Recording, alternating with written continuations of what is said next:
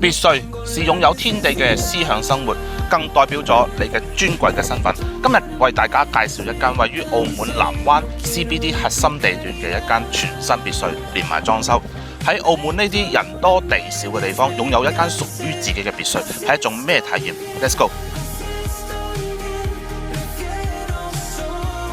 咁我而家入到嚟別墅啦，咁我先環顧成個一樓嘅格局。建築面積咧就4331尺，咁啊實用面積咧可以去到6259啊，相當之靚嚇。咁而且呢個別墅咧係裝晒修俾晒你噶啦，咁仲有輔助電梯，相當之唔錯嚇。咁呢個位置係一個中空嘅，咁係設咗一個茶室啦。咁我哋再去睇睇個飯廳，做咗一個8至10人嘅飯廳。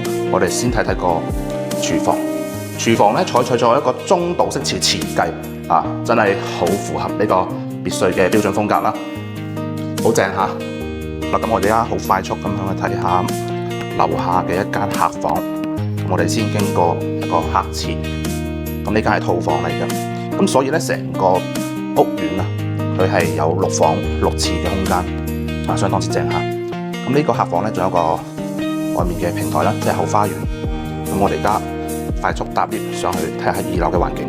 我哋而家搭 lift 上到嚟2樓啦。2樓咧一共有5個房間，當中有3個係套房。咁我哋先睇第一個套房啦，環境相當之唔錯啊，好舒服。我哋快速再去睇下第2個套房，好正嚇。我哋再快速去睇下第3間客房。咁呢個房間就冇套房嘅。咁然之後，我哋再轉去睇一個書房。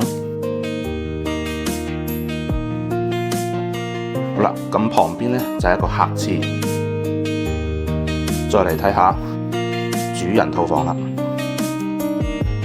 洗手間都好大嚇，雙洗手盆，有浴缸，有企浴，之後外面咧仲有個露台，